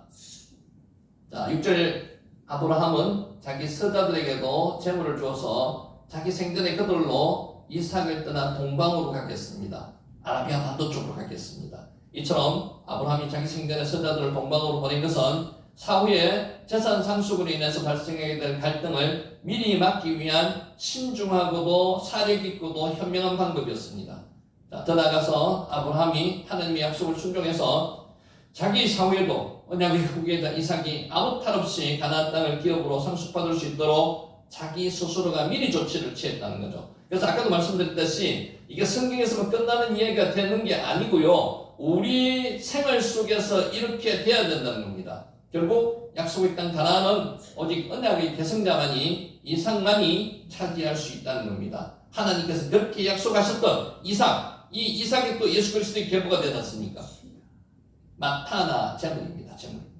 그러니까 재물만 준 게 아니고요, 영적 유산까지도 함께 이삭에게 물려주었다는 게 중요합니다. 영적으로 볼 때 영적 가나안인 하나님의 나라, 하나님의 나라 천국이 영적 가나안을 예표하는 겁니다. 오직 믿음으로 말미암아 아브라함의 영적 자손이 되어 하나님의 언약을 계승한 성도들만이 들어갈 수 있는 곳이 영적 가나안 천국이라는 거죠. 하나님의 나라는 믿음에서 이방인이 된 자는 들어갈 수가 없습니다. 믿음의 이방인은 들어갈 수 없다는 거죠. 믿음의 하나님의 자녀가 되어야지만이 들어갈 수 있는 것이 하나님의 나라입니다. 믿음에서 이방인이 된 자들, 곧 불신자들은 성도들과 함께 하나님의 나라를 유업으로 상속받을 수가 없습니다. 아브라함의 혈통은 이어받았으면서도 언약과 무관했던 아브라함의 서자들에게 동방 끝인 땅이 유업으로 주어진 것처럼 하나님의 언약에서 제외된 불신자들에게는 오직 천국이 아니고요, 지옥으로의 유업이 이어진다는 겁니다. 그래서 우리 사랑하는 가족과 자녀들이 만약에 하나님의 자녀들로 편입되지 못했다면 지금이라도 노력해서 빨리 들어올 수 있도록 만들어야 된다는 겁니다. 하나님의 은혜와 믿음으로 말미암아 아브라함의 영적 자녀가 되어서 하나님의 나라를 유업으로 상속받게 된 성도들은 날마다 하나님의 은혜에 감사해야 되고요, 그 믿음이 흔들리지 않도록 날마다 말씀 위에 굳게 서서 경건한 삶을 살아야 한다는 것입니다. 여러분, 아까도 말씀드렸듯이 예배가 회복돼야 됩니다. 예배가 회복되면요, 하나님과의 관계가 회복되면은 인간과의 관계가 회복됩니다. 그래서 가정에서의 예배가 회복되고 우리의 삶 속에서 교회에서의 예배가 회복되면은 우리의 삶이 하나님과의 관계 속에서 회복이 서서히 일어난다는 겁니다. 예배가 회복되시는 저와 여러분 되시기를 예수님 이름으로 축원합니다. 아멘. 자, 7절. 아브라함의 향년이 175세라. 오래 살았죠. 175년 동안 살았습니다. 175년 동안. 이삭을 낳고 나서 몇 년 더 살았습니까? 75년. 그럼 이삭의 나이가 몇 습니까? 100세 때 낳았으니까 75년, 75세. 이스마엘의 나이는 15살 더 많습니다. 14살 더 많습니다. 14살. 89세. 그러니까 아브라함이 죽을 때 이삭은 75세, 이스마엘은 89세입니다. 89세. 아브라함은 175세. 엘레, 예메슈네, 아브라함, 아쉐르, 하이. 요거 직역하면 이렇습니다. 이것들은 아브라함이 산 생명의 연들의 날들이더라. 그냥 단순하게 향년, 누린 횟수를 원어에서는 이야기하지 않고요, 뭐라고 했는가 하면은 날들을 이야기합니다. 날들. 여러분, 년도 중요하지만 년보다 더 중요한 게 날이 더 중요합니다. 날보다 더 중요한 거는요, 시간초가 더 중요합니다. 그래서 날을 기준으로 유대인들은 생각합니다. 아브라함이 산 생명의 연들의 날들은 얼마라고요? 175년이라고요. 175년의 날들을 살았다는 겁니다. 여러분, 제일 중요한 게 인생에는 세 가지가 있다고 합니다. 제일 중요한 게 세 가지. 황금이 중요하죠. 소금이 중요합니다. 세 번째가 지금이 중요하다는 거예요. 지금. 그래서 지금 이 시간이 여러분한테, 저한테는 제일 중요하다는 거예요. 여러분, 이 시간 이후에 여러분의 생명이 있을 수도 있고 없을 수도 있습니다. 하나님이 그다가 하시면은요, 없습니다. 그래서 지금 이 시간이 제일 중요하다는 거예요. 저는 오늘 여러분에게 강의를 하는 지금 이 시간이 마지막이라고 생각하고 강의를 하는 거고요. 여러분은 하나님의 말씀을 듣는 게 마지막이라고 생각하고 말씀을 들어야지만이 지금 이 순간 이 시간을 가장 가치 있게 살아가는 사람들이라는 거죠. 아브라함의 향년이 175세라 175년의 날들을 살았다는 겁니다. 그래서 하루하루가 그만큼 중요하다는 거죠. 여러분 오늘 하루에 무엇을 하다가 살았는지가 이게 쌓여서 여러분의 인생이 되는 겁니다. 향년이 되는 겁니다. 그래서 정확하게 뭐냐 하면은 아브라함이 산 생명의 연들이 날이 몇 년이라고요? 175세라는 겁니다. 차이가 있죠. 킹제임스 버전에 And these are the days of the years of Abraham's life which he lived. 그가 살았던 날들입니다. 날들. 자, 한글 개역개정 성경은 향년이라고 했습니다. 향년이란 단어가 한평생 누린 나이 이런 뜻입니다. 이 세상에 현존한 횟수 이런 말인데 이 번역으로는 히브리 원문의 깊은 의미와 사상을 제대로 반영하지 못합니다. 중요한 게 뭐라고요? 날이라고요. 날. 아브라함이 누린 년들의 날수는 175년이라는 겁니다. 그래서 하루가 중요하다는 것을 나타내는 겁니다. 저녁이 되며 아침이 되었다. 하나님께서 창조하신 때가 빛이 설하신 때가 낮이었기 때문에 바로 뭐가 왔다는 거죠? 저녁이 되었고요, 아침이 되는, 그게 하루를 이야기합니다. 우리는 하루가 아침부터 저녁까지지만 유대 히브리인들에게는 저녁부터 아침까지 하루라는 거죠. 다시 정리합니다. 향년이 요거보다는요, 그리고 그것들은 아브라함이 산 생명의 연들의 날들이다. 날들이 중요하다는 거예요. 날들. 이 시간이 중요하다는 거예요. 시간이 중요해요. 그래서 말씀 한 말씀이라도 내 귀에 잘 박힌 목과 같이 박히면요, 이 말씀으로 우리가 이 생을 살아갈 수 있다는 겁니다. 아멘. 자, 왜냐하면 이 단어는 인생의 수명이 한 날 한 날 축적이 되어서 이루어진 것이라고 보는 히브리인들의 사고를 반영한 표현이기 때문에 그렇습니다. 연도 중요하죠. 날이 모여서 연이 되니까 연이 중요하죠. 그래서 우리는 항상 언제 바쁩니까? 연말연시가 제일 바쁩니다. 실제로 회계도 언제 제일 많이 합니까? 연말연시, 연말에 제일 많이 합니다. 근데 안 그렇다는 거죠. 하루하루의 회계가 모여서 우리 인생의 회계가 되는 거고요. 하루하루의 일들이 모여서 우리 인생이 되듯이 하루가 중요하다는 거죠. 오늘이 중요한 겁니다. 지금 이 시간이 중요하다는 거죠. 자, 이런 개념은 인생의 유한함과 찰나성을 일깨워주는 동시에 하나님께서 맡겨주신 하루하루의 삶이 얼마나 중요한 것인가를 가르쳐 주는 겁니다. 여러분, 우리 세상 사는 사람 중에서요, 이 하루가 지겨워서 죽을 만큼 지겨워하는 사람들도 있습니다. 왜 그럴까요? 사명이 있기 때문에 그렇습니다. 이 하루의 중요성을 모르기 때문에 그래요. 나이가 많으면요, 하루가 1년이 언제 지나가는지 모르니까 팍팍 지나갑니다. 나이만큼 가속도가 붙어서 팍팍 빨리 지나간다는 게 우리 인생입니다. 이제 80이 되면요, 90, 100은 금방입니다. 요새는요, 100 사는 거는 그냥 정상적으로 사시는 분 그냥 100살까지 사십니다. 130, 120 보험이 나왔거든요. 130까지는 사신다고 보셔야 돼요. 그러려면 어떻게 하셔야 된다고요? 하루가 중요하다는 거예요. 하루를 어떻게 사느냐에 따라서 내 생명도 연장되는 거고요. 내가 하나님 앞에 맡은 사명을 잘 감당하는 하루가 되어야 된다. 우리에게 주어진 나를 계수함을 가르치사 지혜의 마음을 얻게 하소서. 시편 90편 12절 말씀입니다. 7절 다시 읽습니다. 아브라함의 향년이 175세라. 아브라함의 연들의 날수가 175년이라 이런 겁니다. 아브라함이 죽은 때의 나이가 175세입니다. 아브라함이 누린 날수가 175년이라는 겁니다. 그의 아내 사라가 죽은 지 38년이 되었고요. 이삭이 출생한 지 75년이 되었습니다.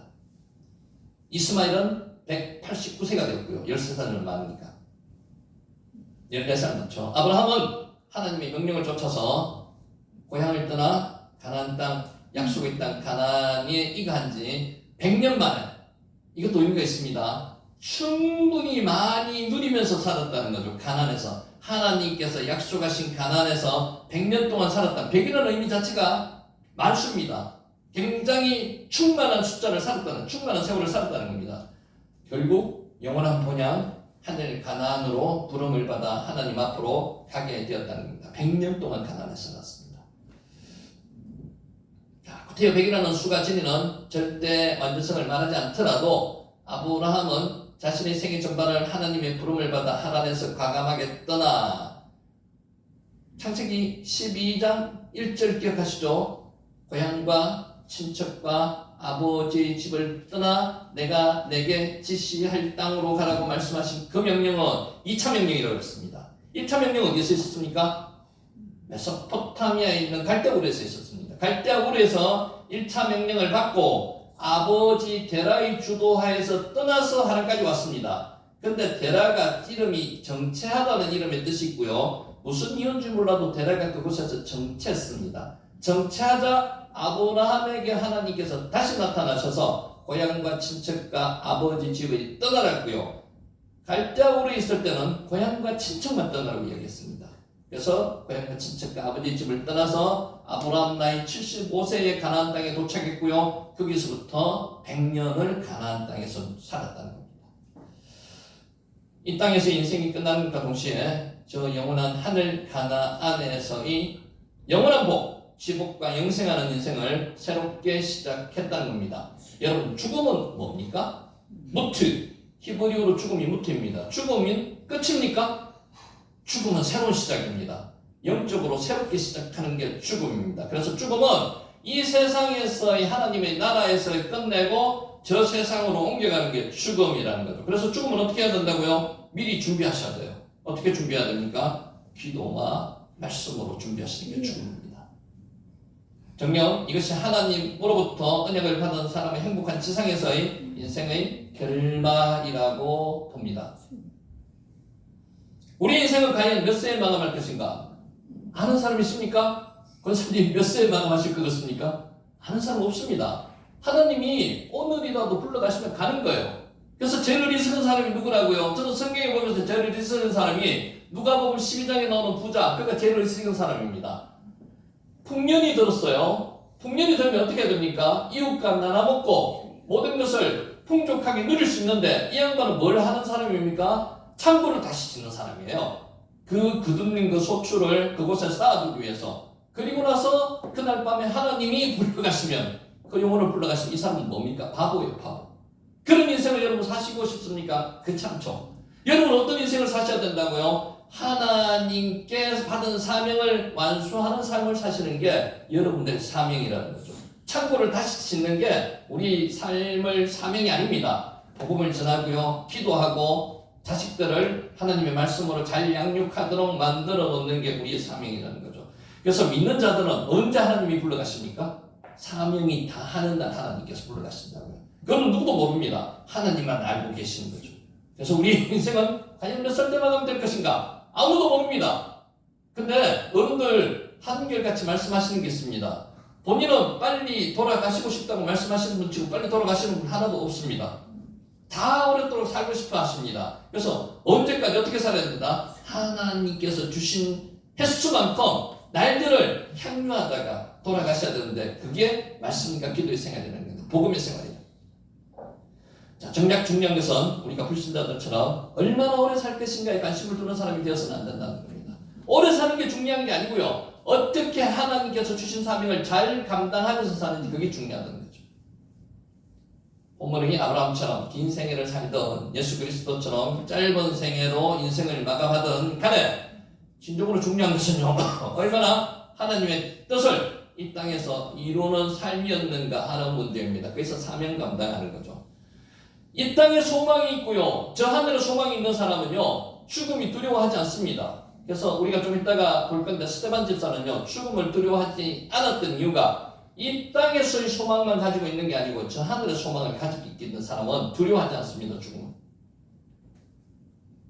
8절 그의 나이가 높아 늙어서 기운이 다하여 죽어 자기 열조에게로 돌아가매 아브라함이 좋은 나이에 천수를 누린 노인으로 라는 해석이 가능합니다. 이 175세에 죽었던 것은 아브라함이 그냥 나이가 많아서 늙어서 죽었다는 이런 개념이 아니고요. 이 원문에는 좋은 나이에 천수를 누린 노인이었다는 겁니다. 한번 살펴보겠습니다.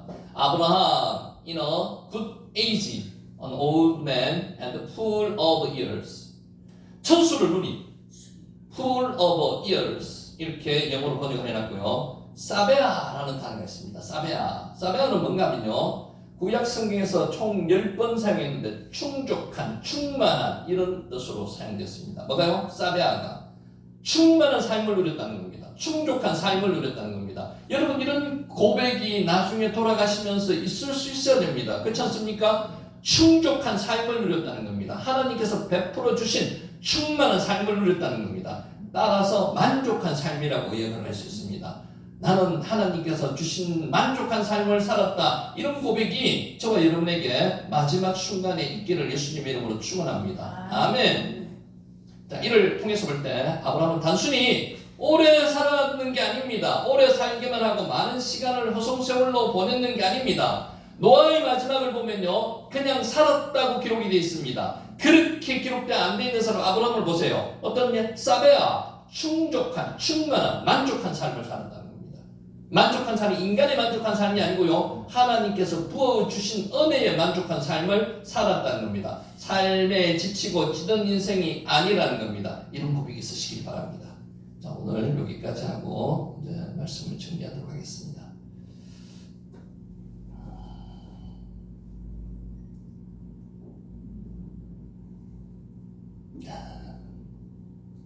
여러분 언제 눈물 흘리십니까? 눈물 흘리시면서 기도하신 적이 언제였습니까? 매일매일 그렇게 하시는 분도 있죠. 눈물이 히브리어로 디머아입니다. 눈물. 세상을 살아가다 보면요 눈물이 나는 순간들이 있습니다. 나이 드시면요 조그마한 부분에 어떤 그런 감동적인 이야기를 듣거나 보더라도 눈물을 흘리는 경우가 있습니다. 눈물, 디머아. 근데 여기서 말하는 눈물은요, 기도할 때 하나님 앞에 흘리는 눈물을 이야기하는 겁니다. 언제 여러분은 기도하시면서 눈물 흘리셨습니까? 눈물에 하나님은 약하십니다. 눈물의 기도를 언제 하셨는지 기억이 안 나면요, 오늘 눈물의 기도를 한번 해보시기 바랍니다.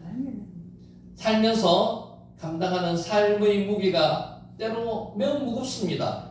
안 무거운 사람이 있습니까? 다 무겁습니다. 자기 삶이 다 무겁습니다. 그래서 이 무거운 삶을 인간이 해결하려고 그러면 해결할 방법이 잘 없습니다. 띠모와 눈물입니다. 노력한 만큼 결과가 나오지 않을 때가 있습니다. 답답하죠? 안타깝죠? 눈물 납니다. 마음을 다해 사랑했는데도 오해받을 때가 있습니다. 가족들한테 오해받을 때도 있습니다. 이게 정말 눈물 날 일입니다. 특히 가장 가까이 있는 사람들한테 이런 오해를 받으면 눈물이 납니다. 누군가는 관계의 상처 때문에 눈물을 흘립니다. 누군가는 경제적인 어려움 때문에 지금 이 순간에도 눈물을 흘리고 있는 사람이 있습니다. 누군가는 외로움과 고독으로 남몰래 눈물을 흘립니다. 여러분, 지금 이제 점점 더 고령화 시대에 접어들면요, 1인 가구가 늘어납니다. 특히 연세 높으신 분이 혼자 사시는 경우가 많아집니다. 그래서 고독 사시는 분이 그만큼 많아집니다. 이분들은 외로움과 고독으로 남몰래 눈물을 흘리고 있습니다. 그런 분이 지금 점점 더 늘어가고 있습니다. 여러분, 감사하지 않습니까? 지금 요양병원에서 일어나지도 못하고 침대에 누워 계신 분도 많습니다. 근데 두 발로 걸어 다니시면서 식사하실 수 있다는 것만 하더라도 감사한 일 아닙니까? 그런 눈물을, 만약에 혼자서 눈물 흘리는 사람이 있다면 그분들 위해서 기도해 줘야 됩니다. 사람들에게는 남들이 보지 못하는 눈물겨운 삶이 있습니다. 우리가 알지 못하는 눈물겨운 삶도 있습니다. 여러분 스스로 저에게도 이런 삶이 있습니다. 그러나 나의 눈물을 이해하고 눈물을 닦아줄 사람이 있습니까? 여러분 눈물을 닦아줄 사람이 있습니까? 가장 가까운 사람도 나의 눈물을 닦아주기 힘듭니다. 이해하기 힘들어요. 누구만이 할 수 있어요? 하나님만이 할 수 있어요. 띠모와 눈물입니다. 우리는 이 지점에서 누가 나의 눈물을 알고 있는가라는 질문을 하게 됩니다. 누가 알고 있습니까? 사람은 잘 모릅니다. 하나님만 알고 계시는 거죠. 띠모와 나를 안아주는 사람이 없음을 느낄 때 우리의 마음은 무너져 내립니다. 특히 내 주위에 있는 가장 가까운 사람들이 나를 이해하지 못할 때 나는 정말로 마음 아파지는 거죠. 눈물을 흘리게 된다는 겁니다. 성경은 이렇게 말씀하고 있습니다. 보좌 가운데 계신 어린 양이 그들의 목자가 되사 생명수샘으로 인도하시고 하나님께서 그들의 눈에서 모든 눈물을 씻어 주실 것입니다. 누가 씻어 주신다고요? 하나님께서. 요한계시록 7장 17절 말씀입니다. 이 눈물은, 이 말씀은 눈물을 품고 사는 우리 삶과 직접 연결되는 생생한 메시지입니다. 우리의 눈물을 알아주시는 분은 하나님밖에 안 계시다. 요한계시록이 이 장면은 고통 많은 이 땅의 삶을 지나서 마침내 하나님의 나라, 영적 하나, 하나님의 품 안에서 있게 될 때 성도의 최종적인 모습이라는 사실을 가르쳐 주고 있습니다. 그러니까 하나님의 품 안에서는 하나님께서 눈물을 닦아 주신다는 겁니다.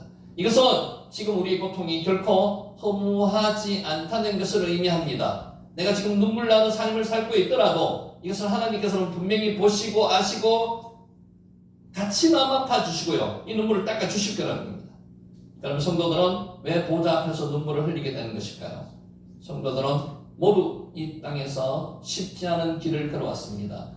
여러분이나 저나 쉬운 길을 걸어가시는 분은 아무도 없습니다. 다 어렵습니다. 다 힘들고 어려운 길을 겪고 오셨고요, 지금도 그 길을 걸어가고 계신다는 거죠. 그것을 아시는 분이 하나님밖에 안 계신다는 거예요. 신앙 때문에 오해도 받고요. 그렇지 않습니까?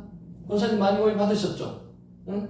정직하게 살려다가 손해도 보고요. 지금도 그렇습니다. 정직하게 살려고 하는데 남은 알아주지가 않습니다. 기도하며 걸어가면서도 여러 번 마음이 무너졌던 순간이 있었을 것입니다. 맞죠? 누군가는 억울해서 울고요. 가끔 가다 울 때 있죠? 울 때 있어요. 누군가는 두려워서 울고 두려울 때도 울음이 나옵니다. 누군가는 너무 힘들어서 조용히 눈물을 삼킨 적도 있을 것입니다. 남은 몰라요. 나만 알고 하나님은 아시는 거죠. 그러나 하나님은 그 모든 눈물을 뭐라고요? 다 기억하고 계십니다. 그게 착한 하나님. 하나님께서는 다 기억하고 계신다고. 착한 성경은 하나님이 우리의 눈물을 병에 담아 두신다고 표현하며 한 방울도 헛되이 떨어지지 않는다는 사실을 알려주고 계십니다. 한 방울까지도 다 기억하고 계신다는 거죠. 하나님이 눈물을 기억하신다는 것은요, 하나님이 우리의 아픔 속에 함께 계신다는 증거입니다. 앞에서도 말씀드렸듯이 하나님께서는 이 땅에 인간의 모습으로 오셔서 30년을 인간의 모습으로 사시다가 3년 공생애를 마치고 마지막 순간에 십자가에서 피 흘리면서 달려서 돌아가셨습니다. 그 수모와 고통은 우리 인간이 겪은 수모와 고통보다는 훨씬 더 센 것이었습니다. 그래서 우리가 겪고 있는 이 아픔과 슬픔과 고난을 하나님께서 이해하실까요? 못하실까요? 경험해 보셨으니까 당연히 이해하시겠죠. 그래서 우리의 아픔 속에 함께 계신다는 것이요, 본인은 그냥 피상적으로 그냥 말로만 위로하시는 분이 아니라는 거예요. 그 아픔을 겪어보셨기 때문에 우리 아픔과 함께 하신다는 겁니다. 고난과 환난 속에 있을 때 여러분 혼자만 계십니까? 아닙니다. 하나님이 함께 계신다는 거죠. 하나님이 방패되시고요, 하나님이 상급되시고요, 하나님이 나와 함께 하신다는 겁니다. 하나님은 저 멀리서 그저 우리를 관찰만 하시는 분이 아닙니다. 하나님은 나와 함께 고난을 겪고 계시는 분이에요. 우리의 눈물의 자리에 직접 찾아오시는 사랑의 하나님이시라는 겁니다. 하나님은 우리가 이 땅에서 흘리는 모든 눈물의 의미를 알고 계십니다. 관계 속에서 흘리는 눈물인지 고통 속에서 흘리는 눈물인지 어떤 눈물인지 하나님은 알고 계시는 거예요. 그래서 사람은 몰라도 하나님은 알고 계신다는 겁니다. AV 토저는 이렇게 말했습니다. 하나님은 가장 깊은 눈물 속에서 가장 조용히 일하신다. 이게 하나님의 방법입니다. 눈물에서 눈물로 끝나게 안 하신다는 거죠. 눈물을 흘리는 그 사람 가장 깊숙한 곳에서 같이 함께 하시면서 하나님의 방법을 치유하시는 겁니다. 눈물을 치유하신다는 거예요. 찰스 스펄전은 이렇게 말했습니다. 우리가 흘린 눈물은 하나님께 닿을 때 기도가 된다는 겁니다. 이게 기도입니다. 여러분, 기도의 자리에서 말만 한다고 기도가 아니고요, 말씀 안 하시고 그냥 눈물만 흘리시고 아버지와 외치는 것 자체가 기도라는 거죠. 이게 기도입니다. 디모아, 우리의 눈물은요, 하나님으로 말미암아 무슨 눈물로 바뀐다고요? 영광의 눈물로 바뀐다는 거죠. 여러분, 눈물 흘리면서 기도하는 적이 기억이 나십니까? 오래되셨다면요, 오늘 그 기도의 자리에 눈물로 앉아보시기 바랍니다. 하나님의 위로가 있으실 거고요, 영광의 눈물로 바꿔주신다는 겁니다. 신앙생활의 궁극적인 목적은요, 구원받고 천국하는 글쎄 들어가는 것입니다. 맞죠? 구원받고 천국 들어가는 그것만 하는 게 아니라는 거죠. 하나님의 위로도 받아야 돼요. 그러나 많은 사람이 눈에 보이는 현실의 무게 때문에 천국의 소망을 뒤로 미루고 사는 경우가 많습니다. 천국의 소망은 있는데 그것이 너무 멀리 있는 것 같아요. 그 위로를 받아야 될 거 아닙니까? 그 위로를 해주시는 분이 누구시라고요? 하나님께서 해주신다고요. 내가 흘리는 그 눈물을 하나님은 그냥 흙으로 보시지 않는다는 거예요. 그 눈물로 통해서 하나님께서 역사하신다는 겁니다. 당장 천국은 보이지 않고 복잡한 현실만 우리 시야에 들어옵니다. 지금 그렇습니다.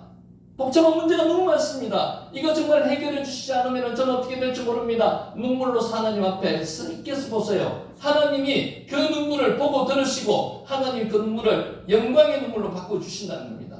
그래서 인생 생활을 하면서도 천국의 소망이 우리는 점점 희미해져 가는 경우가 있습니다. 근데 하나님은 그 소망을 결코 그냥 내버려 두지 않는 거예요. 여러분이 흘리는 그 눈물로 천국의 소망을 이루어주신다는 겁니다. 천국의 소망이 약해지면 동시에 신앙도 흔들립니다. 흔들리는 신앙을 오늘 잡으시기 바랍니다. 반대로 천국 소망이 커지면요, 고난을 견디는 힘을 얻게 됩니다. 이게 누가 했습니까? 스데반이 했습니다. 스데반이 그 고난을 감수할 수 있었던 거, 그 마지막 순교를 감수할 수 있는 이유가 뭔지 아십니까? 하나님의 소망이 있기, 천국의 소망이 있기 때문에 감수할 수 있었다는 겁니다. 우리도 천국의 소망이 있으면 그 눈물의 슬픔의 눈물이 아니고요, 괴로움의 눈물이 아니고요, 그 눈물로 통해서 하나님이 역사하신다는 겁니다. 천국 소망은 단순히 미래에 있을 장소에 대한 기대가 아닙니다. 하늘나라 가는 그 의미만 있는 게 아니라는 거죠. 지금 우리의 삶을 든든하게 바로 세우는 능력이 천국의 소망입니다. 하늘나라의 소망입니다. 천국을 바라보는 사람은 오늘 더 굳건히 살아갑니다. 왜냐하면요, 하나님의 소망이 천국에 있기 때문에, 하늘나라 소망이 있기 때문에 순교도 두려워하지 않고 살아갈 수 있다는 겁니다.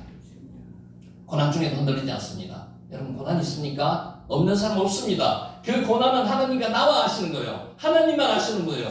그 하나님 앞에 눈물로서 엎드려 보시기 바랍니다. 하나님께서 평안 주실 거예요. 기쁨 주실 거예요. 하나님께서 아까 만족하고 충족한 상태로 만들어 주실 겁니다. 실망스러운 현실 속에서도 감사할 이유를 찾을 수 있습니다. 여러분, 감사할 일 있습니까? 현실만 보면 감사할 일이 하나도 없습니다. 근데 현실만 보면 안 되죠. 누구를 바라봐야 돼요? 하나님을 바라보시면요, 감사할 이유가 생깁니다.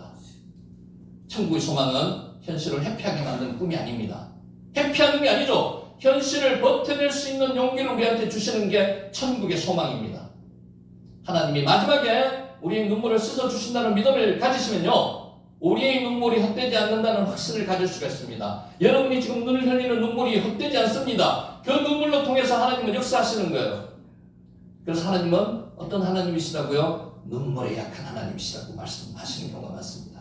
하나님의 앞에서 무릎 꿇고 기도하다가 흘린 성도의 눈물은요, 천국에서 기쁨의 눈물로 변하게 될 것입니다. 하나님은 기도가 끝나면 여러분 마음의 기쁨으로 넘치게 만들어 주실 수도 있습니다. 눈물로서 기도해 보세요. 그 이유는 하나님께서 친히 성도들의 면에서 모든 눈물을 씻어주신다는 약속 때문입니다. 천국은 먼 미래의 세계가 아닙니다. 이 땅에서의 천국도 있습니다. 왜 전지섬의 천국을 생각하십니까? 우리 죽음이 뭐라고요? 이 땅의 천국에 살다가 저 하늘 천국으로 가는 게, 그게 우리의 죽음이라 말씀드렸잖아요. 천국은 현실에도 있습니다. 우리가 믿음과 소망과 사랑으로 살면요, 천국은 우리의 영혼 속에서 시작됩니다. 우리 삶 속에서 지금 시작되고 있는 거예요. 하나님은 지금도 우리를 위로하시고요, 나함, 우리의 눈물을 니모아 디모아를 씻어주신다는 겁니다. 그러므로 오늘 우리가 할 일은 절망이 아니라 하나님을 바라보고 붙드는 겁니다. 하나님 앞에 눈물로 기도하는 겁니다. 한숨이 그러면 어떻게 바뀌어요? 기도로 바뀝니다. 두려움은 말씀으로 이기며 원망을 감사로 바꿀 때 우리 안에서 천국 문이 열리는 겁니다. 이 땅에 천국 문이 열리는 거예요. 이것이 눈물을 씻어주시는 하나님을 경험하는 실제적인 신앙의 길이라는 겁니다. 다시 그리고 기억해야 할 한 가지 중요한 사실도 있습니다. 우리가 눈물을 흘렸던 그 자리에서 다시 일어나 하나님을 바라보는 그 순간에 천국은 바로 우리 안에서 시작된다는 놀라운 사실을 꼭 명심하시는 저와 여러분이 되시기를 예수님의 이름으로 축원하면서 오늘 강의를 마치도록 하겠습니다. 기도드리겠습니다. 하나님 아버지,